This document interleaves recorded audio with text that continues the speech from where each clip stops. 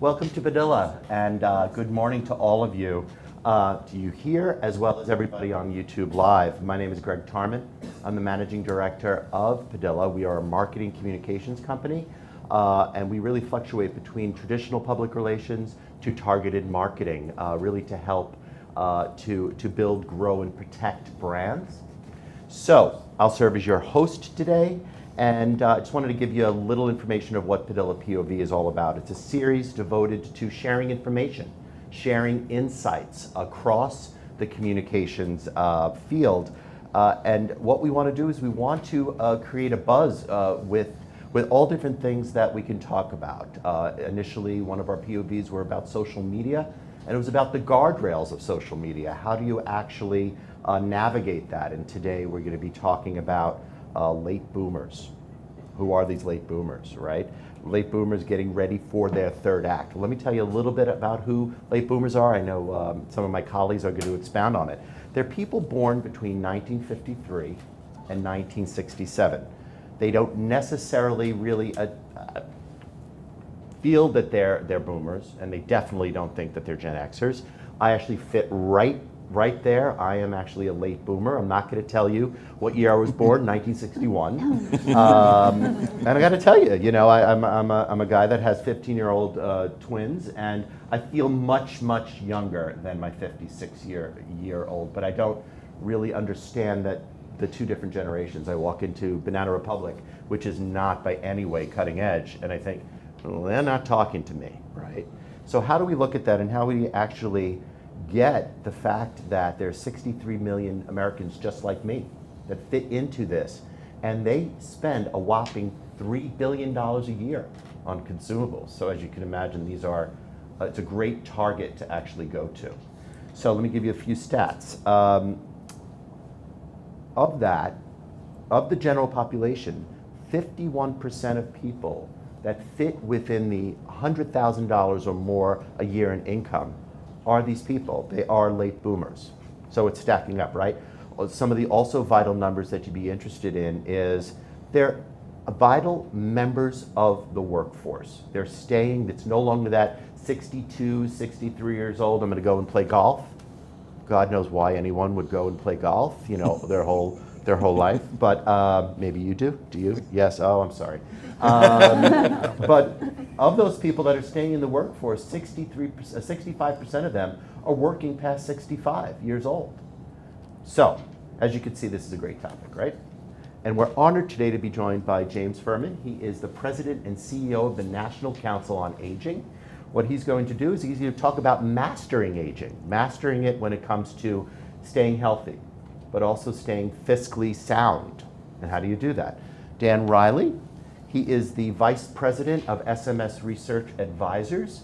He is going to share some insights regarding a new study that was done called Ages and Stages, looking at a wider range of people, but he's going to focus primarily on this market. And then we have Natalie Smith. She's an SVP at Padilla, who will examine how to keep these group of employees engaged, right? So we talk a lot about millennials, and we talk about how do we keep those people engaged, how do we give them offerings that are going to keep them, incent them to stay at a company. But on the other side of it, we need to figure out how we're going to keep those people that have wealth of knowledge, that have been in the workforce for many years, to help them not only stay engaged, but be those fantastic mentors that we need them to be to bring up the next level of leaders. So once we're done presenting, what we're going to do is we're going to field your questions. So put your thinking caps on.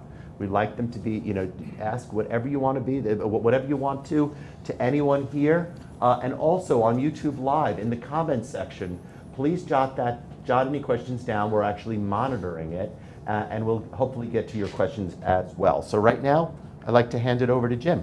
Great. Thanks, Jim. Good morning, everybody. Good morning. We've titled this talk helping late boomers prepare for the third act, because for most of us, our life is really consists of three major acts. The first act, Act 1, is youth. Act 2 is adulthood, and Act 3 is what we now call retirement, that third phase of life. As we know, there are 77 million baby boomers right now, and the difference really between the early boomers and the late boomers is that the early boomers have either retired or on the cusp of retirement right now, and late boomers are younger, and retirement's still on the horizon for them, maybe 2 or 3 years away, maybe 12 or 15 years away. So we want to talk about some of those differences in terms of what's ahead of them, how to prepare them, and how to engage them for the future. I'm speaking to you today with two perspectives. One, I'm the CEO of the National Council on Aging, a wonderful organization that has been working for 65 years to help older adults face the challenges ahead. And I'm speaking as an early boomer. I'm 66 years old, and all of my friends are either retiring or on the cusp of retirement. So what I wanted to cover today is pretty simply, what do boomers want? What do they most need? What are the biggest barriers to getting them what they want and need? And what can we collectively do about it? So let's begin. What do baby boomers want? The answer is really the same thing as every one of you want. For example, how many of you want to be happy, successful at life, in control of your future? Almost everybody raised their hand. I want to talk to the woman who didn't raise her hand and find out what's going on. How many of you want to be healthy as possible? How many of you want to be financially secure? How many want to have strong family relationships and friends and connections to their community? And how many of you want meaning and purpose in their lives? These are universal wants and needs, and boomers, late and early, want the same thing. But the key to understand is for boomers and older adults, these become harder and harder to achieve as they grow older. For example, one of the biggest challenges that people worry about is money.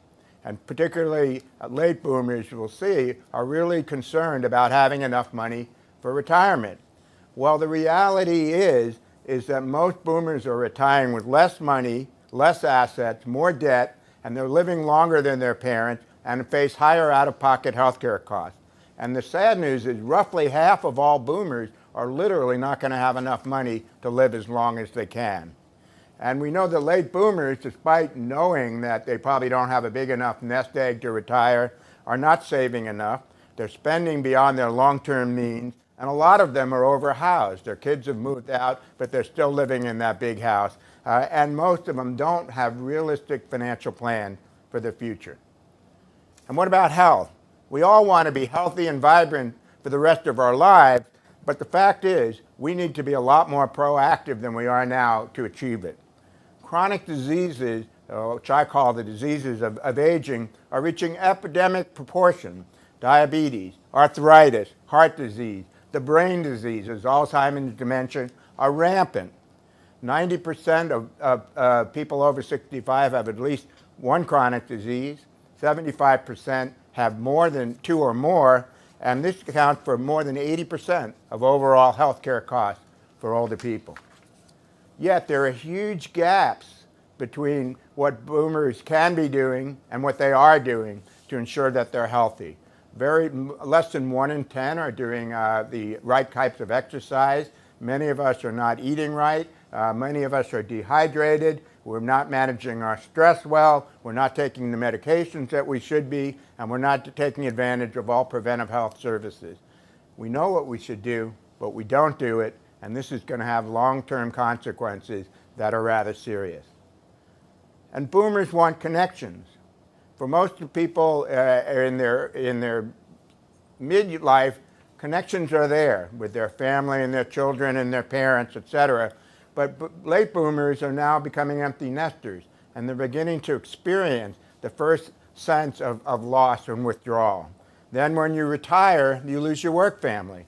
And when you stop working, you lose other connections as well.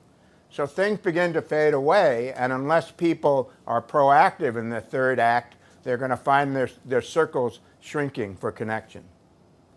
And what talk about meaning and purpose. What is the purpose of the third phase of life? The first phase is to learn, is to grow, to have fun, to get ready for adulthood. The second phase, most of us are kind of on autopilot. It's about we're going to work, we're going to raise a family, we're going to take care of our parents, we're going to be productive members and contributing members of society. But what about the third act? What's the purpose of the third act of life? Think about it. The answer is there is no purpose that's clearly defined. Many people think that maybe it's the pursuit of leisure, but is that enough for a phase of life that can last for 15 or 20 years, much of it in good health? Some people choose to do more than pursue leisure, but there's no societal expectation of anything more. And it's not easy to figure out what this purpose should be. And this wasn't a problem for our grandparents, or much less of a problem, because when my grandfather retired, the average male only had 5 or 6 healthy years. So if you've got 5 or 6 years, just relax, have fun, do what you want to do. If you have 15 to 20 good, healthy years, that's not enough. And leisure is fun. Leisure is great. But isn't there more to life than just pursuing leisure? So boomers want everything that you want, that all of us want, but they have different challenges to achieving health, financial security, connections, and meaning. So we know what they want. We know they have challenges. So what's holding them back? The first one is fear, the big elephant in the room. People don't want to think about growing older. Why? Because it's depressing. It's overwhelming. There's so many things to do, and there's nothing we can do about it. There's a sense of fatalism and inevitability about this phase of life. And so this leads us to ignore these fears, to not think about these fears, and then we wonder, while we ignore the fears, we wonder why we can't get people to take action. But the reality is, if you don't think you can do anything, you don't want to face the topic, the best thing to do maybe is to stick your head in the sand. So the second big barrier is false hope. This fatalistic view leads to this almost irrational hope for magic bullets. I pray that I'm wrong, but I believe that we're going to finally come to the conclusion that Alzheimer's disease is not like polio, where there's going to be a magic pill, a serum, we're all going to take it, and the disease is going to disappear. It's much more likely, in my view, that we're eventually going to conclude that dementia and Alzheimer's disease are more like heart disease. It's about an organ which is starting to break down over time, and there's not going to be a simple answer. It's going to require all sorts of behavioral, nutritional, as well as medical intervention to try to slow down the disease. So the belief in magic pills and the hope in panaceas is scary. A second false hope, which we hear a lot about in boomers, well, I'm not going to retire. I'm just going to keep working to 75 or 80. Well, that makes a lot of assumptions. One, there's still going to be jobs for people. Two, that your health is going to be good enough that you'll be able to work. And three, that you'll have the skills to keep up with the changing workforce. And if you look at what happened in this last election, and many older people voted for Donald Trump, that was in part based on the disillusion that they would be able to work forever, and they can't. And technologies are great. That's the other big panacea. They're going to be new technologies will make everything possible to age well. And there can be some terrific ones, driverless cars, new diagnostics, etc., but they won't be enough. Talking robots, for example, are not the substitute for true connection. We may cure one disease, but that just means we're going to have to cope with 5 other ones as we go forward. So false hopes stand in the way. And let's talk about institutions. What institutions are there to prepare people from the first transition to the second, from youth to adulthood? Elementary school, middle school, high school, college, graduate school, trade school, Girl Scouts, Boy Scouts, YMCA, 4-H, religious groups. We've recognized that in order to prepare generations to go from youth to adulthood, we need to invest in institutions and lots of them to get them ready. What institutions exist to help people make the transition from the second to third age? Think about it. And what about employers? What are they doing to help people prepare for the third age? Maybe helping them with financial planning, but finances is only one piece of a much larger puzzle. And the fourth barrier we have to think about is ageism. Discrimination based on age, rooted in the fear of aging and a belief that boomers are a net drain on society. This results in exclusion, lack of workforce opportunities, lack of valuing people. Wes Moore, who is the CEO of the Robin Hood Foundation, wrote a great book about racism in America. And he said that the worst aspect of racism is lack of expectation. The same thing is true for ageism. We don't expect older people to be contributing members of society, so therefore why should we include them? Why should we invest in them? Why should we value them? These four, fear, the false hopes, the lack of institutions, and ageism, are big picture things that affect every aspect of the help we try to provide. When it comes to the third age, I'd also like the third act of life, we also need to understand how people's views and values are developed. And I'd like to make a few comments about the differences between early and late boomers in this phase. Okay. The early and late boomers, I believe, actually have a lot more in common, but they have some very different influences. For example, television. Early boomers watched Howdy Doody and a little bit of Captain Kangaroo. Late boomers watched Captain Kangaroo and Sesame Street. Early boomers grew up on Father Knows Best and probably a little Beverly Hillbillies. Late boomers in that middle group and on MASH. You see television moving from the innocence of Father Knows Best to the beginning of class and income disparities in Beverly Hillbillies to MASH and All in the Family with much more complex, nuanced awareness of social issues. And those TV affects small children, music is what affects teenagers. So early boomers grew up on Elvis and Little Richard. And in the middle, it was the Beatles and the Beach Boys. And for late boomers, it was Stevie Wonder and Elton John. So if you want to motivate people, get them through the music. Play the songs that they remember, you get their attention immediately. And if you want to do both, early and late, play the music in the middle. That worked for both generations. And then the third force is people really go into their mid-teens and older, as they become politically aware and sensitive and develop views about government and the role of politics in their society. For early boomers, if you ask them who the best president in that period of life, most of them will say John Kennedy. He was the ideal of government, public service, we can do more. And you see then some of that with Lyndon Johnson. But then we move through the disillusionment with Lyndon Johnson, the Vietnam War. And by the way, early boomers were eligible for the draft, late boomers weren't. That's a big difference in affecting how you think about things. And then the country went kind of this decline, if you will, between Johnson to Nixon and Ford and Carter, all of which were kind of a downswing, and then Ronald Reagan on the other end. So late boomers see Ronald Reagan as the paradigm of the great president. Early boomers think of John Kennedy, and this affects their views and how they think about the world. So these cultural lenses matter because as you're trying to appeal to people, be aware of what are their ideals, what is the music, and what is who are the TV shows that they remember. So what are the solutions to this situation?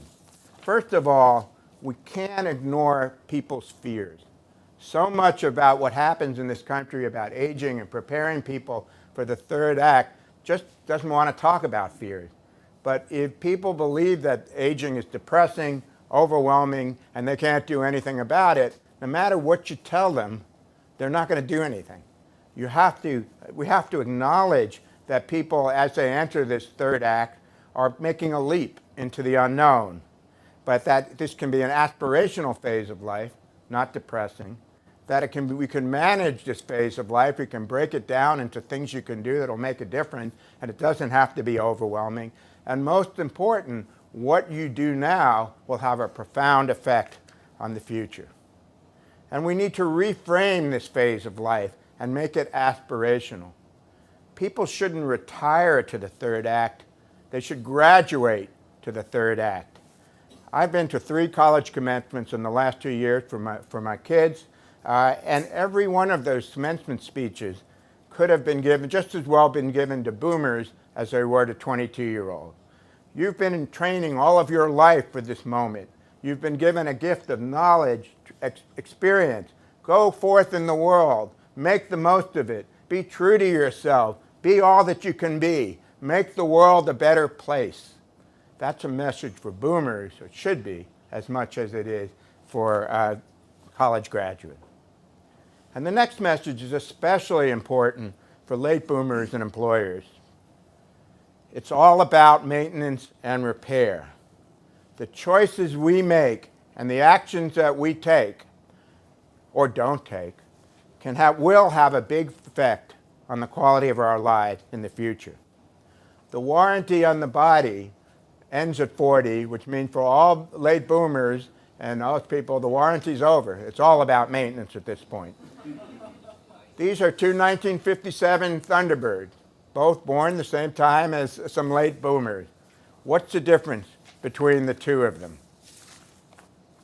It's all about maintenance. It's all about repair. We have to put in the work now and reap the benefits later. And it's hard work. It's not just about pills. It's about exercise, nutrition, good sleep habit, avoiding substance abuse, all the kinds of things that will make a difference. And one of these two futures, or something in between, is what we're all going to face. And we have to understand that we need to accept responsibility and accountability for this. And there's really good science emerging about the ability of the body to repair itself if we just understand how to do that, sleep better, reduce stress in particular, to allow the natural mechanism of the body to help prevent and fight chronic diseases.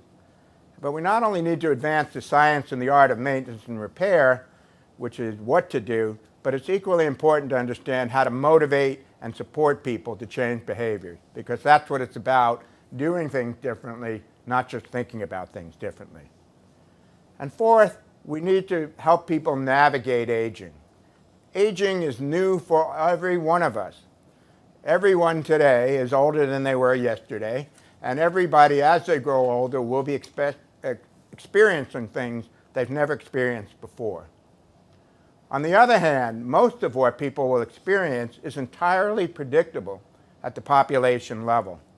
But people need help navigating their longer lives, understanding what lies ahead, confronting their fears, making wise plans, taking actions, and getting the help they need. Here are 2 examples from the National Council on Aging, one digital and one in the community. Older people are eligible for and missing out on well over $30 billion a year in benefits, but there are 2,000 different benefits programs. How do you find out what you're eligible for? Our benefits checkup, free to anybody, anywhere, anytime, enables you to go on quickly for yourself or for your mother or from anybody else, find out what you're eligible for, get the application form, and get going to connect to the benefits. And we've helped more than 6 million people so far, and we want to pick up at least another 5 million people in the next couple of years. And our Aging Mastery program is beginning to help to put together the curriculum and the playbook for the rest of life, helping people to understand what they need to do and why it matters to improve their health, their finances, and their quality of life. NCOA has been working for 65 years to help older people. We want to help generations be prepared to have great years of life. We think we are cracking the code both on what people need to know and more importantly, on how to motivate them to take action. We believe that employers may be ideal partners, especially for late boomers who have yet to retire, to help them get prepared for the next phase of life. So in conclusion, boomers, early and late, want the same things that we all want: to be happy, to be in charge of our lives, to be successful, healthy, financially secure, have lots of friends and family, and have a life full of meaning and purpose. But to get enabled for late boomers to get this, we have to help them confront their fears, have an aspirational view of this phase of life, graduation, not retirement, embrace the art and science of longevity, which is about maintenance and repair, and provide them with practical help to make decisions and to take action. The bottom line is there is no script for the third act of life. People approach this third act, they get up on the stage, and then they say, what am I going to do? We have a great opportunity and a great challenge to help late boomers who are still in their second act to write a great script for their third act. And if we don't do this, who will? This is an exercise in creativity, in passion, and fun. So let the fun begin. Let's come together and help people write a great new third act of life. Thank you. Now I'd like to turn this over to Dan.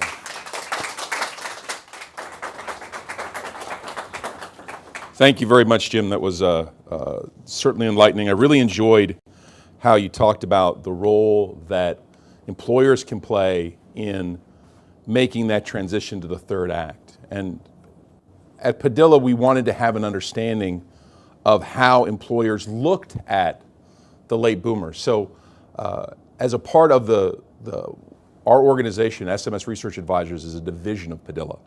So Padilla came over and asked us if we would help them understand what employees wanted from employers. And that really came out in three ways. The first was to understand the challenges and opportunities that employees face in their work life. The second was they wanted to know how well their employee values aligned with the employer. And finally, they wanted to understand what the level of engagement was. So we conducted a research survey. We conducted a total of 1,500 respondents. Of those, 378 are the focus of today's presentation. Those are the late boomers. And for my fellow research nerds, that's a margin of error of plus or minus 5%. This was conducted in August of this year, so this is really, really relevant information. So who are these folks?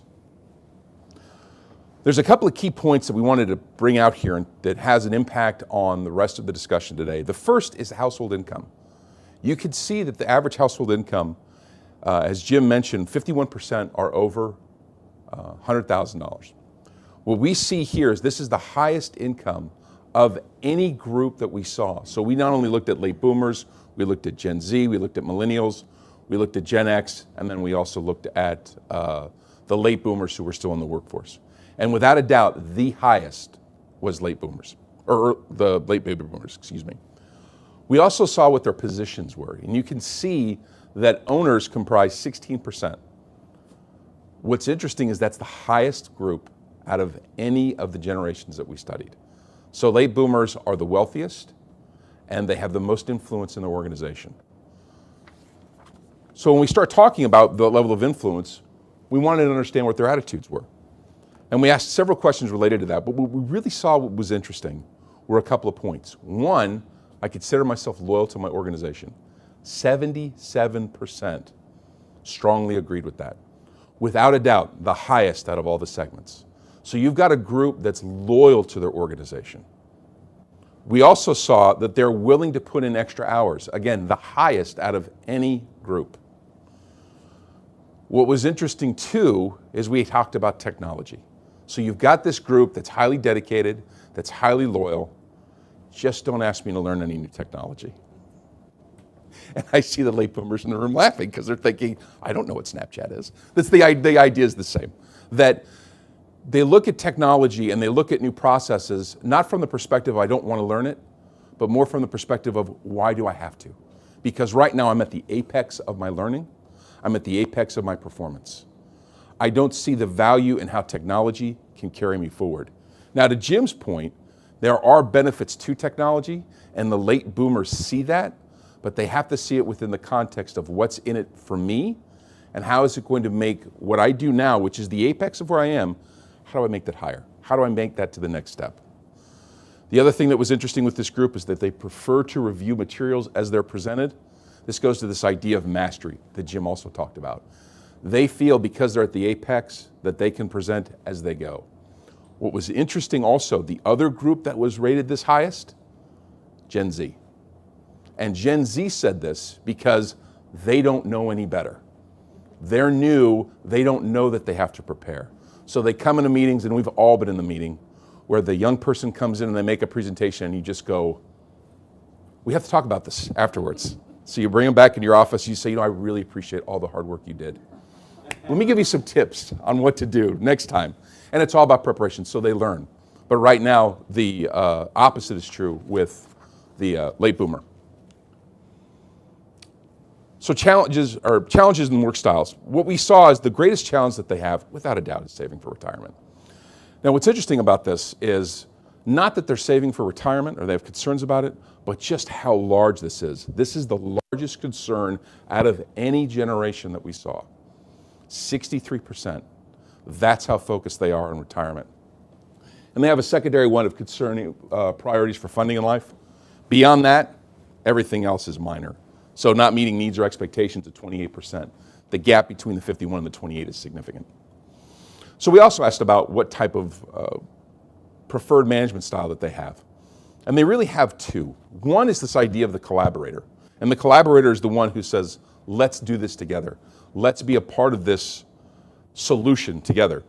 And the other, and it's only true with this group, is the idea of the navigator. So the navigator is the one who says, what's the big vision? And why is that important to late boomers, of all things? It's important to late boomers because they have a legacy. Remember, more owners are in this generation than any other. They have a legacy that they want to carry on to the next group. And they're looking for that person to help guide them through. And when Jim talked about earlier about this idea that boomers transition into the third stage, there's this idea that maybe navigation, because they're used to it in the workplace, might have impact beyond that as well. So then we talk about goals and motivations.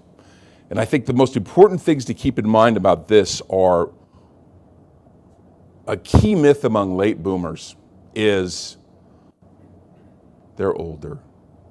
Here's a cookie, go outside and play while the adults talk. There's this idea that they're being set aside, that they're not contributing. And it's not because they can't contribute, but the perception is that the baby boomer doesn't want to contribute. Nothing could be further from the truth. If you look here, you'll see that the top one says, you prove to yourself that you can accomplish certain tasks. 62%, that was the highest out of any segment. The other one that was the highest was you feel pride in having accomplished a task or an output. It's a job well done. What this tells us, and the third one, of course, is you're publicly recognized for your accomplishment of 15%. What this tells us is the late boomer is not interested in telling you they did a good job. It's not about pride. It's about self-efficacy.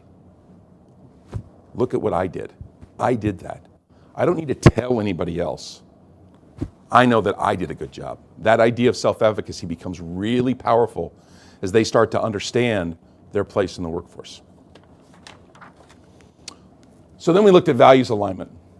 And what we saw with this group, which is most interesting, is they have a lot of importance, excuse me, a lot of importance towards the different aspects of their working relationship.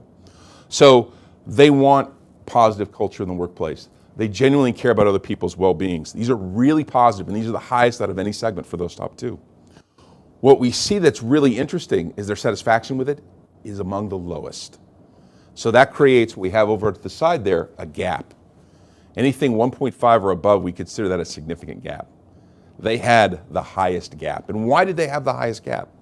Late boomers have the highest gap because they have this huge expectation for what their organizations can do. And they keep looking to say, my organization can be this, it can be better, it can be more involved in what I want. And the gap that's created isn't so much a negative piece as much as it's an opportunity. So what we see as the generations go forward, as we go from Gen Z to Gen X and forward, we see this idea that the generation gap increases. And that gap creates an opportunity for employers to say, I really need to fill this. I really need to make sure that I close that gap more effectively. The other thing that we looked at were engagement. And what we saw here is boomers, without a doubt, are the most engaged. Remember, they're the most loyal. And it's not a sense of something that I have to do, it's something that I want to do. So we look at overall satisfaction and likelihood to recommend. These were the highest out of any segment that we saw. We also saw that likelihood to stay for the next 12 months is without a doubt the highest. And there's two reasons for that. One, they're loyal. Number two, they've probably got about 10 or 15 years before they start to think about retirement, or before they hit mandatory retirement in some cases. They need to start saving money. They need to start growing their wealth so they can have the retirement that they want, that third act that Jim talked about. What becomes important for this group to understand is that their ability to grow financially is tied to their company. So they've been saving their 401k, they've been saving their bonuses. It becomes this symbiotic relationship. Whereas with the younger generations, it's more about funding the lifestyle. As you get older, it's more about funding your future. And boomers are very sensitive to that. Remember, their number one concern is saving for retirement. And I want to point out something here at the bottom, talks about the Net Promoter Score. This is just a measure of efficacy. And what we see is this number 13 can be from a minus 100 to a positive 100. That's the range. 13 is the highest score out of all of the segments. And the reason why it's the highest is because they want to be out there and talk about their organization. They want to promote their organization. They want to make sure that people know about their environment. Now, they have high expectations for that environment, as we saw with the gap, but they're still out there trying to promote it. And Natalie's going to talk about later is this relationship between this generation and how they become stronger advocates. We then asked about what services companies offer their employees. And I pulled out a couple because I wanted to bring up a couple of points. The most important point I think that's on here is for everybody who says we have to have more newsletters to appeal to the late boomers, I'll stop you right there. You're good. You've got that covered. It's not something that's currently as interesting to them, and there's plenty of opportunities to get it. So from a mass perspective, they feel that they have information. What's really interesting to me is the third one, the Employee Rewards Program. That's a gap of 25 points. Now here's what's interesting. About 6 slides ago, I said 15%, they don't want awards. So how can they not want awards, yet really want that type of recognition? In self-efficacy, when we look at that, it's not the idea of the award, it's the idea of the reward. So an award is Employee of the Month, it's you were the highest performer in terms of your sales, whatever it might be. Excuse me. You receive recognition. And as a Gen Z or a Gen X, you think this is going to lead to great big things. By the time you're a late boomer, you kind of realize, this award that I'm getting isn't necessarily going to make me more monetarily well off.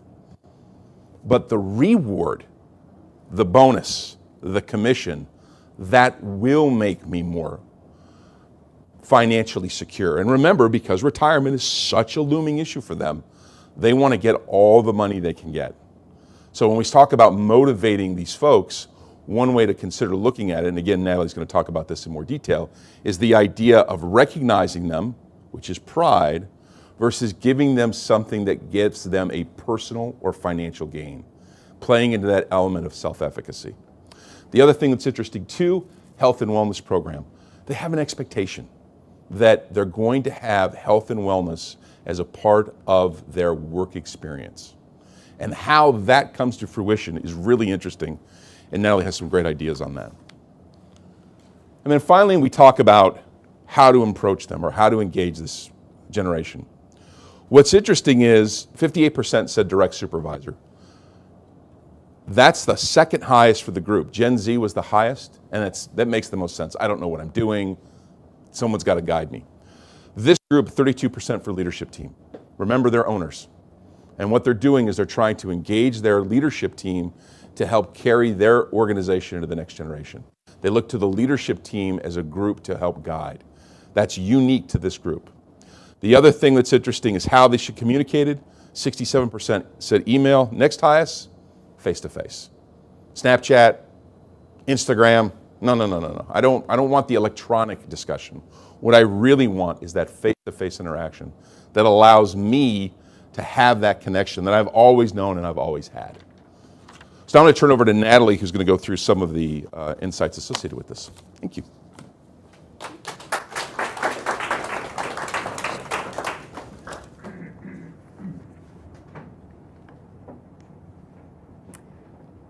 Thank you, Dan. That was really interesting data.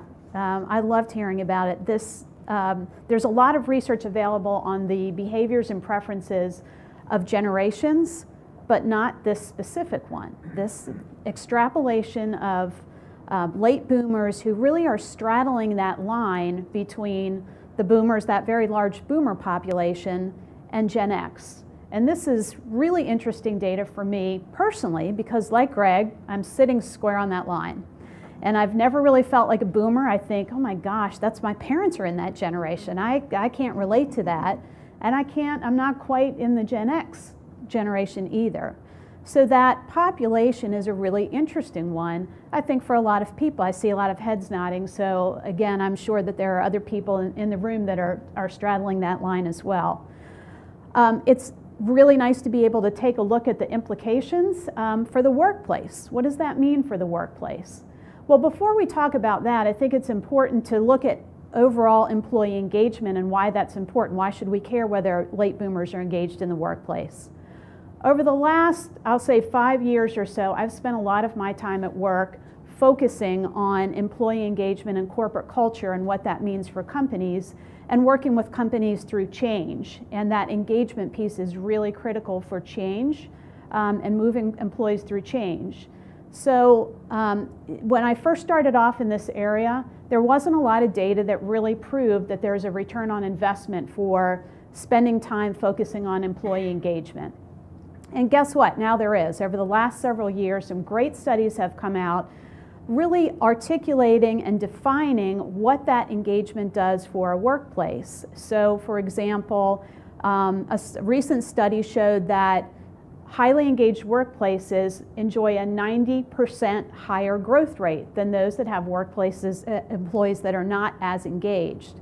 And a recent Gallup study showed that over the course of several years, highly engaged workforces had 147% higher earnings per share for public companies.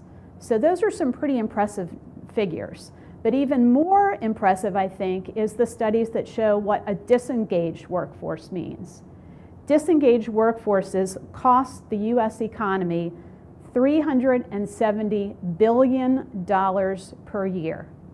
I'm sure all of you have had an experience with disengaged employees in the workforce and what that does to the workforce. So it really does pay to pay attention. It's clear that it pays to engage your workforce, and specifically these late boomers. But one size does not fit all. So let's take a look at workplace culture and implications through the lens of Jim's observations and Dan's data. Late boomers, so who are they? Well, we know that they're loyal and they're willing to give extra. And by the way, giving extra without being asked is the definition of employee engagement. That is a common definition that people use. Culturally, this group is very steady and dependable. You know they're going to show up. You know they're going to get their work done. You know they're not going to complain a lot. And they're willing to give this extra effort And it's intrinsic rather than extrinsic. They'll do that without being asked. It's important to them. It's a part of who they are to really give their best on the job. So to engage them, ask them to help move others through change and really use them as ambassadors for your company.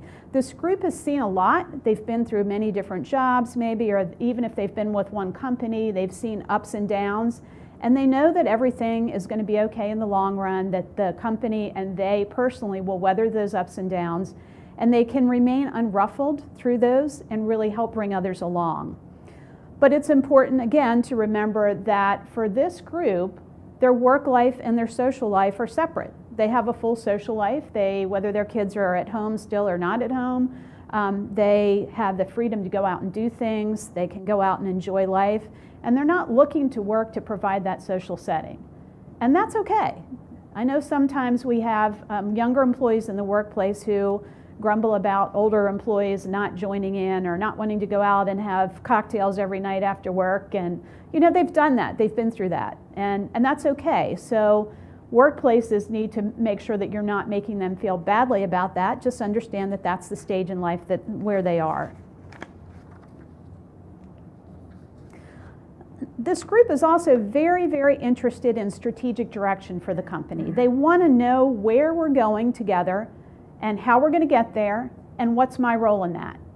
As both Dan and Jim talked about, it's that motivation from inside, that meaning, that purpose that they want to see. They want to understand that role that they play. And culturally, this is a great benefit to the workplace because if they're not getting that from leadership, then they're going to push leadership to make sure that they share that information.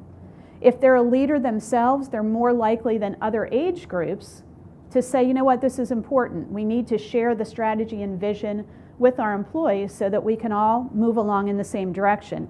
And they're able to really well connect the dots between strategy and vision and growth.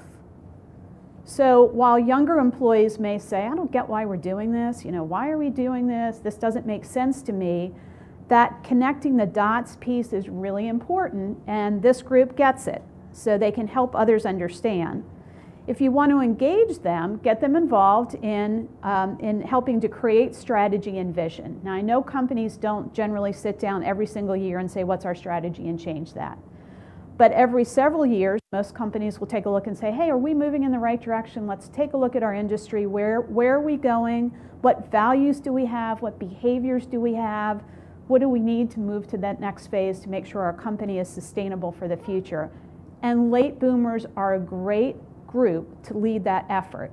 Put them in charge of visioning sessions, ask for their input, ask them to help younger people move along, and they'll love that and do a great job of it. Let's not forget, though, that this group is, as both Jim and Dan said, really focused on saving for retirement. This was really interesting for me to learn because my dad is someone who is a really important mentor to me. He's been my guide over the years through my career, and with every major step I've taken in my career, I have always called him for advice and asked what he thought. And I remember he would always say to me, Natalie, focus on the money, go for the money. And I never got that. I'd say, but Dad, I want a great workplace, and I want to work with fun people, and I want to feel personally fulfilled. And he'd say, all of that is important, but go for the money. And I'm just now starting to realize that he was right. Those other things are important too, but especially for this group, you do start looking at things through a different lens, and you think, I need to prepare, and I need to start preparing now, not when I've actually retired. So companies can help employees in the late boomer group through that several ways. One of those is by offering counseling or offering services that help this group plan financially. And they'll love that. It's an opportunity to sit down with someone and really think about how am I planning for my future. Other ways include looking at things like 401k matches. And is there a way to move your structure or offer more of that or more opportunities for this particular group or for anyone? But this group is going to really appreciate that opportunity to put away more money and to make sure that they feel secure about their future.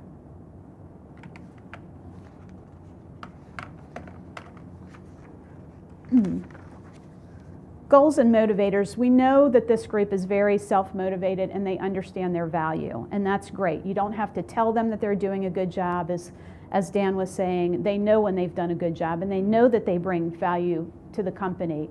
And so culturally, this is a great group to model behavior for younger employees who are just getting into the workforce and figuring out how to navigate it. They set the bar really high for work product and reliability, and they create an environment of responsibility without having to have that constant pat on the back. So no, I am not going to tell you great job because you showed up on time. This group doesn't expect that, and they can help temper some of the younger generation's tendencies to want constant attention and constant reaffirmation. From an engagement standpoint, there are a lot of opportunities here, specifically for pairing people in this age group with younger employees. They're great at teaching younger people about what the workplace is like and how to navigate that. During my first real job after college, a woman who was in this age group also struck up a friendship with me, took me aside numerous times and talked to me about how to navigate not the specific skills. She didn't teach me skills, but she taught me how to navigate the workplace. So if you're going to a work party, is it okay to have a cocktail at a work party or with a client? What do you do when you travel? You know, how do you navigate office politics? How do you think about your job and prepare for the future? She was a great mentor to me in that way and taught me things that I still remember today. And because this group has been through a lot and has had to navigate it themselves, they're great tutors for others. So whether that pairing and mentoring is purposeful, meaning that you have a specific mentoring program, or it's just natural, it's a great thing to encourage. Encourage this group also to mentor others in the industry through professional organizations. So support their networking, encourage them to get out and share their vast knowledge and experience in a broader surrounding, and in doing that, they will end up being great ambassadors for your company. So as Dan said, they like to talk about, at this stage, they're loyal to your company and they want to talk about it, and they'll share that information with others. For a communications focus, we talked a lot about legacy and wanting to leave behind something, to feel that their work had a purpose. And companies can help this group get that satisfaction by connecting the dots between their work earlier in their career and through the entire time they've been here, and now and where the company is. So a good example of that is we are actually going through our planning process now called Padilla Next. So it's a look at where we're going over the next 3 years, and it's going to include changing some behaviors and doing some different things. And so as part of rolling that out to the entire company, I think our leadership team did an excellent job of first taking a look back. Where did we start? What have we done over the years?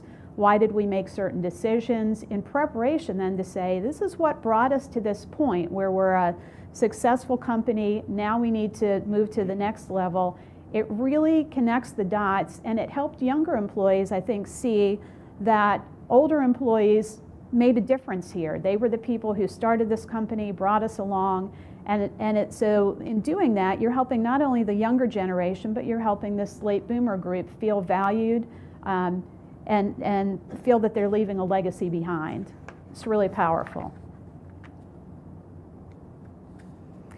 We've talked a lot about values alignment, which is really important. As someone who works in this area, I know that values, having an alignment with your company's values is really, really important to people of all ages, and particularly for this group. So their concern for their wealth and for their health and well-being is really important. They want to know that the company is concerned for that. And they're going to hold leadership accountable for creating a strong and vibrant culture.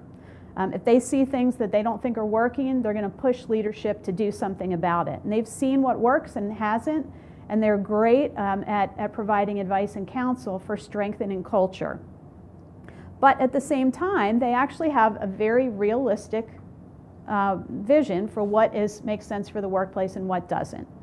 So we sometimes see younger employees that think that the workplace should be something outside of what it is, or they don't understand that this is a business and there are business implications to decisions that are made. This group of late boomers gets that, and so while they'll push leadership, they are not going to push leadership to do something unrealistic that doesn't make sense for the business. To engage them, this is a great group to lead cultural initiatives. It's their opportunity to leave a legacy behind. So ask them to be the lead on that, give them a new challenge, let them be a vibrant and vital part of implementing and designing and making sure that those cultural initiatives continue throughout. They'll love it and they'll do a great job with it.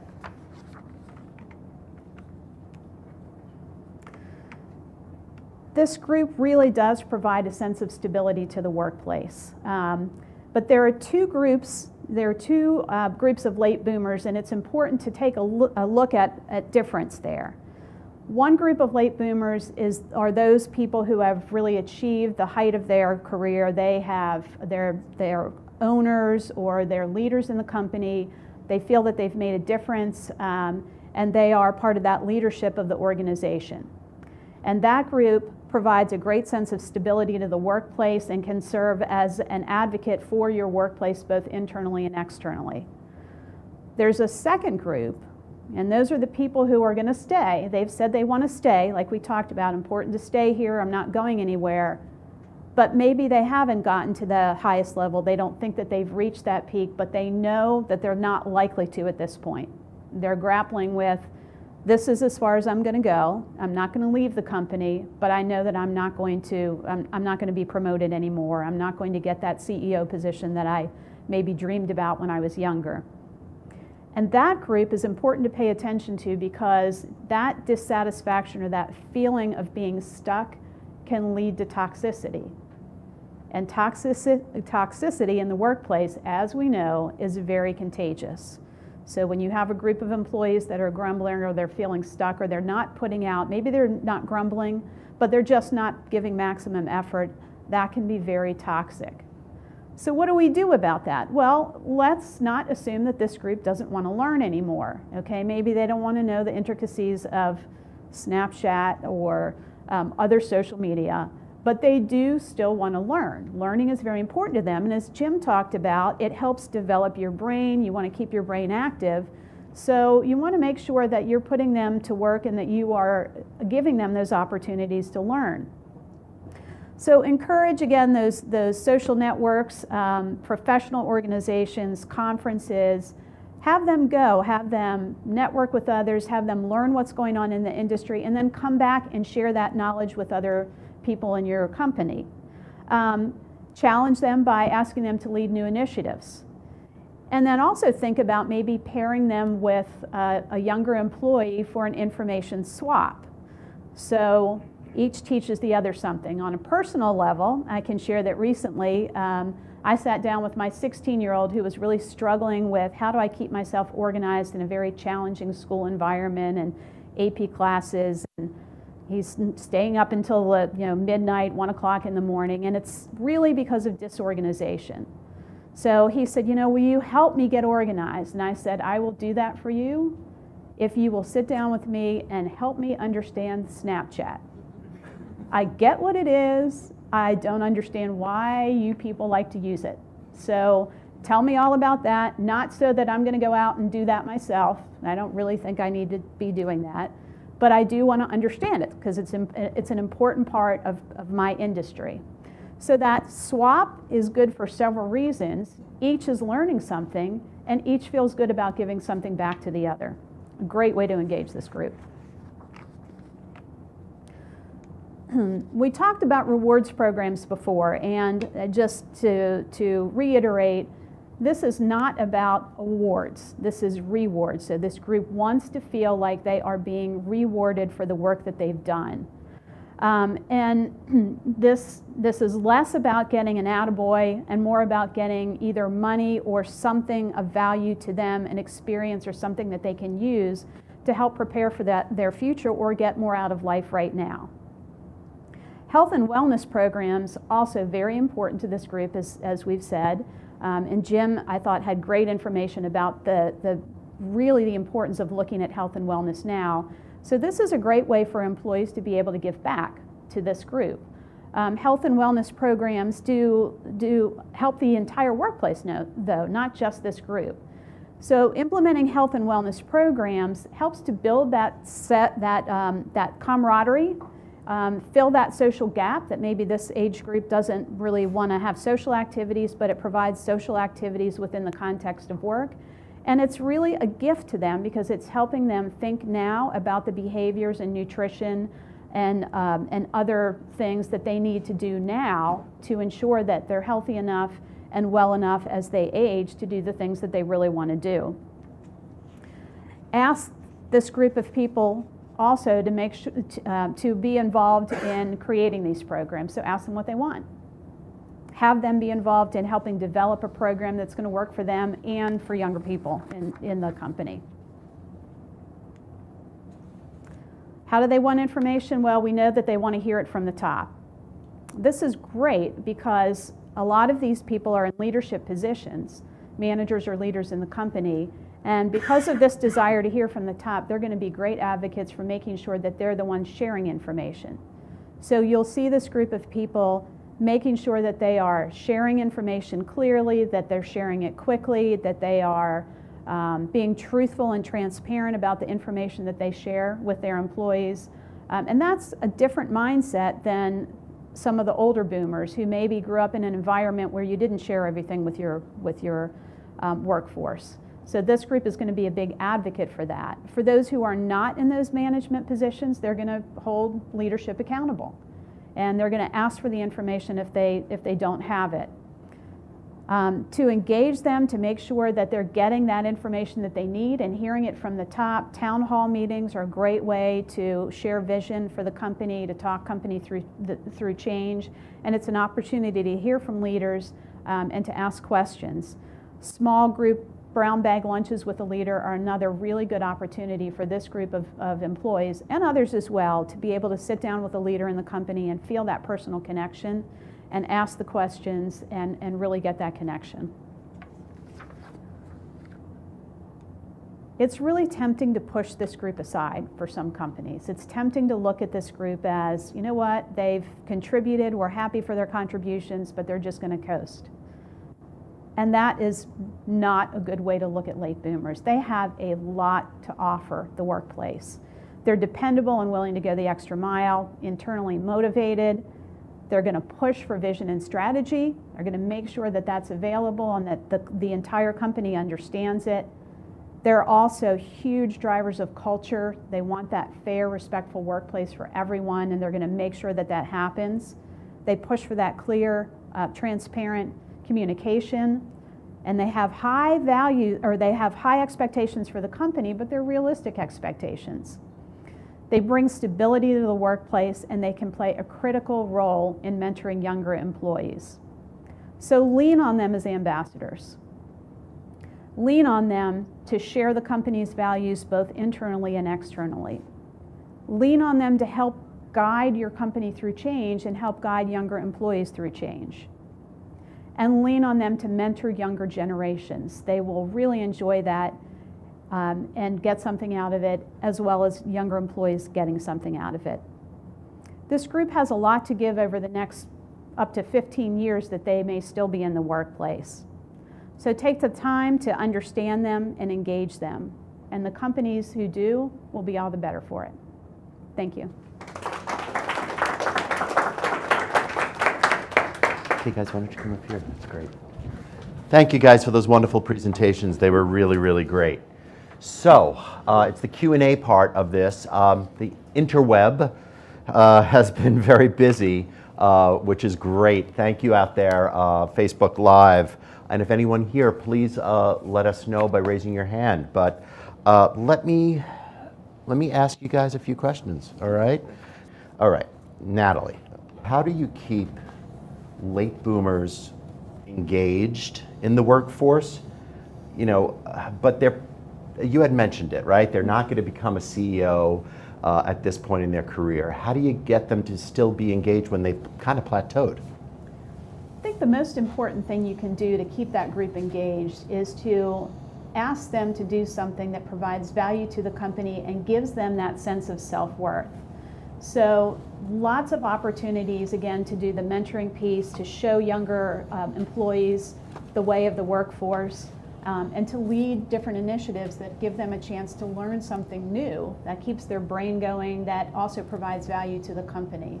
And companies need to work a little harder, I think, to find those opportunities, but it brings great rewards for both the employee and the company. So, for example, you get to a certain level, would it make sense to do that mentoring, to get them and to have them understand that the next generation of leaders need you, and this is how you're going to contribute, right? It's really important too, because there's a large population that's moving out of the workforce. We know that, and as the millennials come in, larger numbers of millennials come into the workforce, these are the people that will be taking some of their jobs. And so Right. helping to leave the workforce in a good place is really important to them. Right. You don't want the brain drain, right? Right, that's Yep. exactly right. And they are a great group to help stop that brain drain. Great. Jim, all right. So these people are scared, right? Some of these people are scared, whether it's about their health, staying healthy, or being fiscally solvent, right? So how do you engage and motivate late boomers, knowing that they kind of really don't want to make these decisions on aging? You, I think, understand what their aspirations, what they really want. Understand that you have these barriers of fear, that they don't know what to do, they're afraid to make mistakes, and let them see that this can be, and it should be, the third act should be the best act of life, but that you have to write the script, you have to prepare, you have to do things as late boomers that will prepare you for the future. And I think people need to understand that it's up to them to write this chapter. Because people do feel responsible, they want to be in control, but they don't know how to do it. So I think we have to invest, as organizations like NCOA, as employers, as others, invest in giving them the skills, the education, and the support they need to make a great transition, because it doesn't happen automatically for most people. Yeah, And to go ahead. build on Jim's point, there's this idea that in the data that these folks want to contribute. They want to be engaged. It's not an issue that you have to teach them how to be engaged. You have to teach them how to be engaged in the third act. So the motivational aspect of it is there. Right. To Jim's point, it's about the tools and about the techniques that they need in order to achieve success in the third act. Yeah, I mean, you're mentioning tools, and you go to primary school, right? So Right. you graduate from high school, and you've learned some sort of skill that's going to bring you to college, right? And then in college, you're learning stuff to help you in adult life. But then no one's teaching you how to age well, right? So it's just very, very interesting. And you just can't get it from an internet article No. or reading something. It's serious. It's a curriculum that needs serious attention, just like elementary, high school, and college. And investing in that, I think, is the key to a great third act. It's great, thank you. Dan. Yes. Okay, this is a question for you. You presented like the late boomers as a whole, right?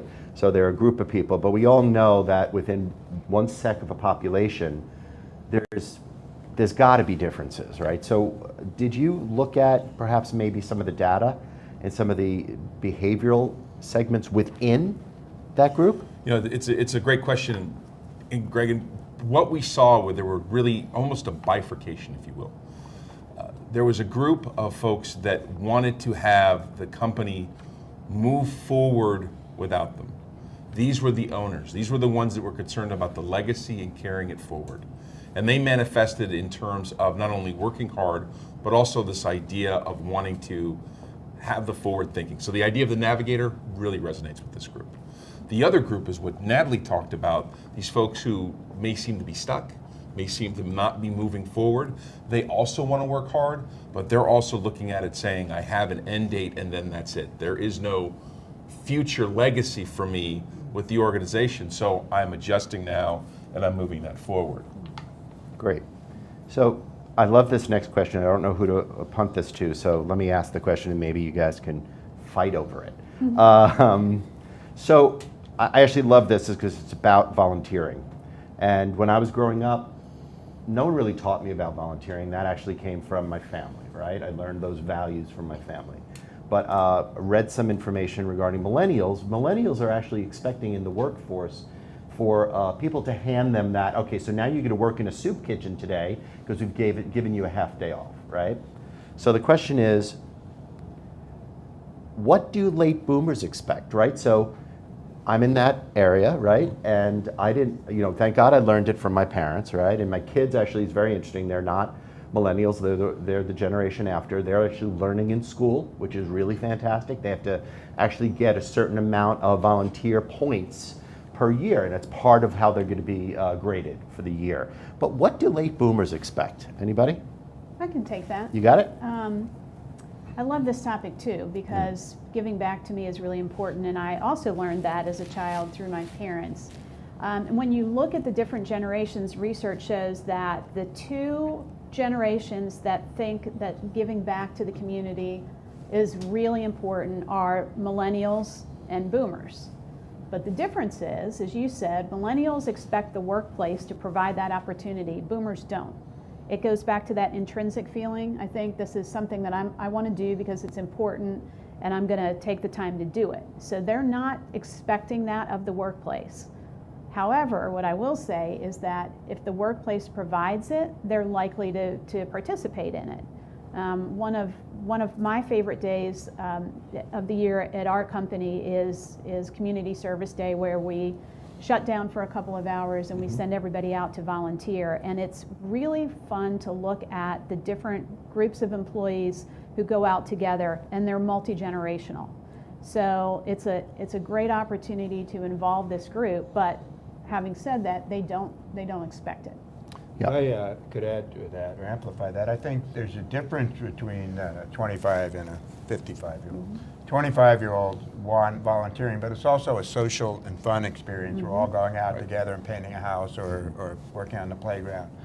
55-year-olds have a different sense of what it means to volunteer. They may have been the president of the PTA, or they see themselves in a role, a different role. So if you want to create meaningful volunteer opportunities for late boomers, it could be mentoring a nonprofit organization or coaching, even mentoring people in the workplace. Do some pro bono work, yeah. It's doing things that capitalize on their wisdom, their experience, the unique things that they can give, not just another brush on the painting the schoolyard. Understood, yeah. And so I think it's recognizing, and by doing that, employers are saying, we recognize that you have unique value and we're going to match you with an organization or young people who could benefit really from your wisdom and experience. It's great. Yeah, it planted a seed. I've been thinking about this for a while, and hopefully we'll be able to address it in 2018 with another POV event, and that is most large companies, multinational companies, get their direction from their CEO. Right? The CEO has either a pet project or has some sort of passion, and then it filters down throughout the organization. But does it necessarily align with the brand and the tone of voice of that organization? So how do you marry those two, and how are you really nurturing that so there is not a disconnect? So I think that would be very interesting. So let me ask, does anyone here in the audience have a question? Okay, we got a few over here. Wait for the mic. Good morning, wonderful presentation. I have it's on, correct? Jim, National Council on Aging. You said something very intriguing to me. I'm a marketer. I help clients market their services. So if I were marketing to the late boomers, you mentioned that there were no institutions in the third leg of life. I see an opportunity there. So if I wanted to market to this group, has any thought been given to how those institutions, what those institutions might look like, or how we might create institutions? And leverage that from a marketing standpoint. Yeah, I think you could think of a university of the third age, or an aging mastery university, as we're envisioning, an institution that's maybe not just bricks and mortar, but a digital. Also, the workplace would be a great place to do this, which recognizes this is a serious endeavor, that people need to get basic education, learn how to do things, and that it's much more than learning how to do it, it's actually doing it. So I think the difference is we as a society recognize the importance of investing in public schools and college and Girl Scouts and Boy Scouts. And so we put the government and the private sector investment in it. That hasn't happened yet because there's this cultural lag, and we're now just waking up to the importance of creating institutions to help people make this transition. Right, and speaking of the cultural aspect, when we think about institutions and you think about the Greatest Generation. So the Greatest Generation had WPA. The Greatest Generation had World War II. The Greatest Generation had the GI Bill. They had all of these institutions that could carry them forward in every stage of their life. When the baby boomers came along, they rejected those institutions. They rejected the draft. They rejected the formalized business programs that existed with manufacturing. So they are not as developed in understanding how institutions can help them as a generation. So to Jim's point, by creating a formal university or some other type of organization that can allow them to have that transition could resonate really well with them, but it's going to take work. It's not just intuitive like it was with the Greatest Generation. That's very interesting. We have some here. Hi, I want to speak directly to the group of late boomers who feel like they're stuck. And you were talking about engaging them and getting them to be a mentor. You also mentioned something about toxicity. And so what I find in my line of work in my career is that many of the people who are stuck are the ones who are toxic, and the last thing they want to do is mentor a young person, because the toxicity I hear is these millennials, they're lazy, or they have all these preconceived concepts about the other generation. So how do you address that? That to me seems like an unusual challenge to ask someone to mentor somebody who they despise. Well, that's a good question, and that's a good point. And you have to take into consideration again that sometimes people are toxic because they feel they're not being challenged or used. But intuitively, this group does want to learn, and so it's a balance. You sit down with them and you say, you know what, you have contributed a lot to this company. Here's where your contributions are. I would love for you to pass this down to a younger generation. So are you willing to do that? Are you willing to teach a group of one or more individuals what you've learned, share what you've learned? And if they're open to doing that, then they probably will end up learning something about that younger generation as well. They have to be open to doing it. I'm not by any means suggesting that you take someone who is really toxic and unleash them on a group of unsuspecting millennials. But for the most part, people are people. And if you convince them that they're valued, if you make them feel valued and that they have something to share, they're more likely to say, okay, now I do have a role. I see where I'm contributing. Let me see if maybe I can share some of my wisdom, and in that process, maybe I'll learn something myself. Great. So as a CEO of a nonprofit organization, I have a somewhat different point of view. Is I don't think any organization can stand to have toxic people in the organization long term. If they're really toxic, you move them out. But before you do that, the question is, can you turn these people around?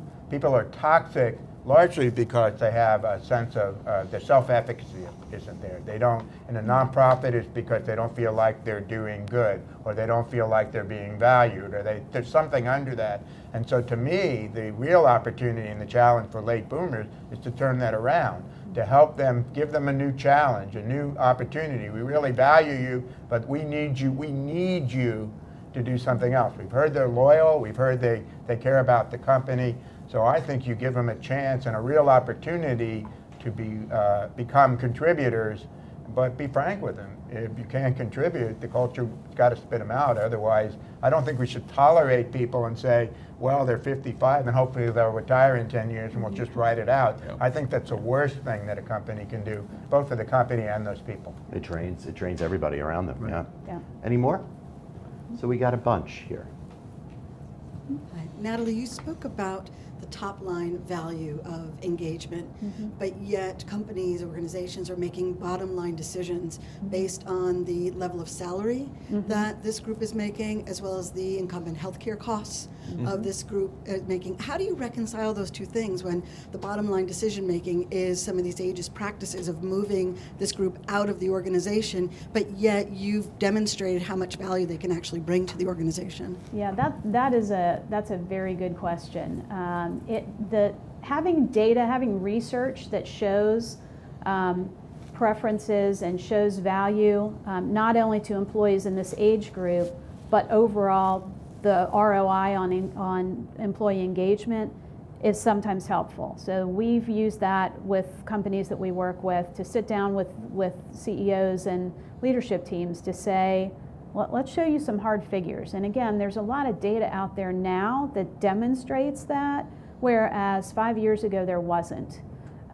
So I find that company leaders who are focused on that bottom line are more likely to be open to looking at a different direction if you can demonstrate that direction will actually help their company move ahead.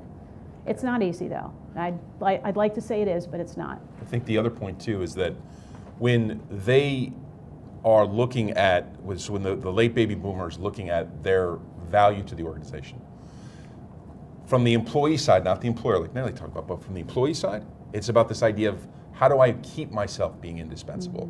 We always tell the younger folks, the key is to make yourself indispensable.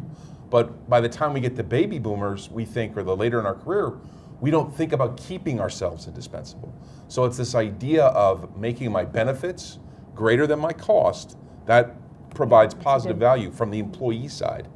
That, when it starts to mesh with the ROI on the employer side, creates a good balance that allows them to stay employed and stay productive.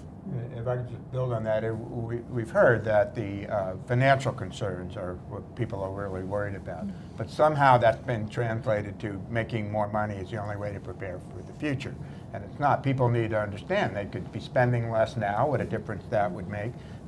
When their kids move out of the house, they should probably look at right sizing. That can make a difference of $10,000 a year or more. And we have to help people understand that they need a realistic plan, but the whole plan isn't more money, more money. It's planning and making, and by the way, if your goal is to get people to retire, not hang on until you fire them, then you make that third act more attractive by helping them develop a plan. So I think all of these things are related, but it's not just, right now the focus is only on more money, more money, and that's really only 20% of the actual solution for the future.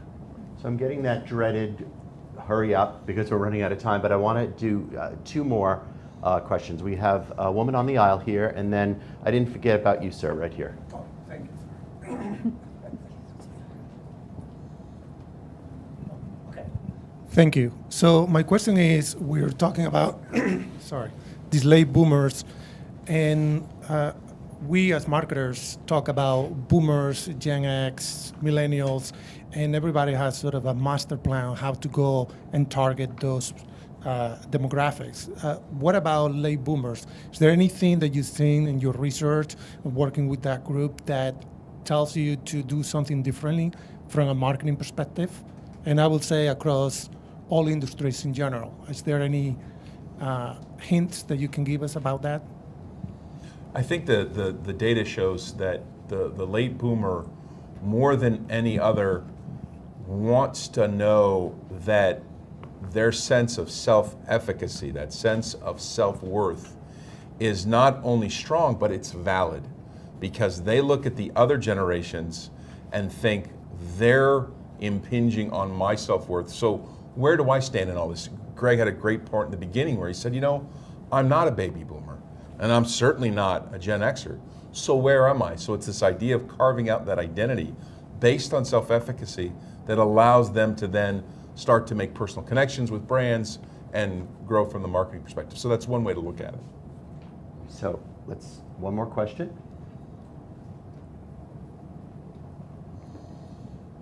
Hi, thanks everybody for this is great. I'm wondering about the gender breakdown. Dan, did you see any differences between men and women in the data?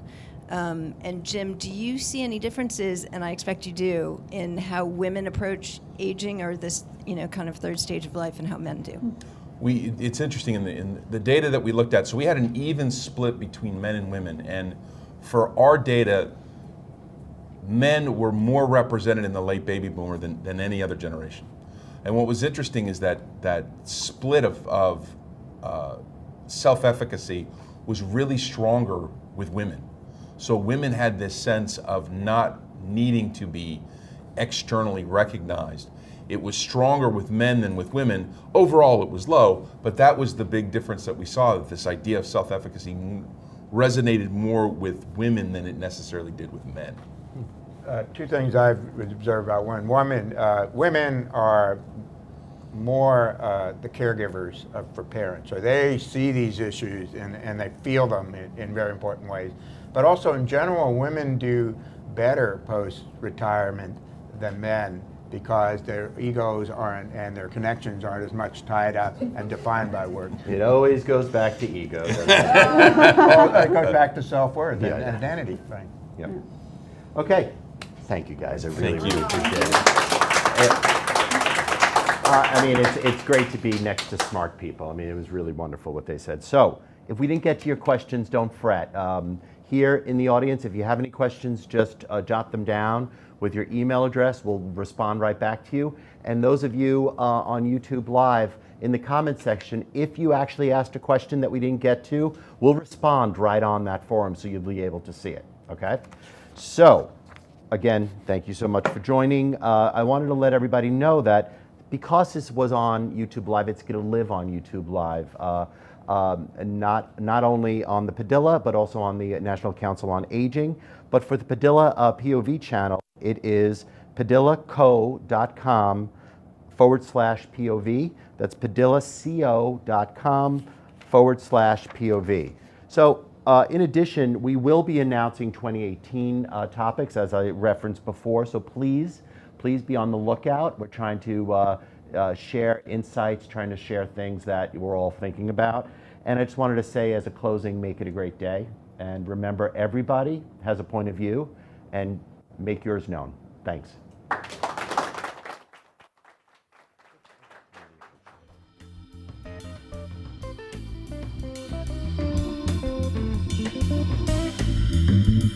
Thank you.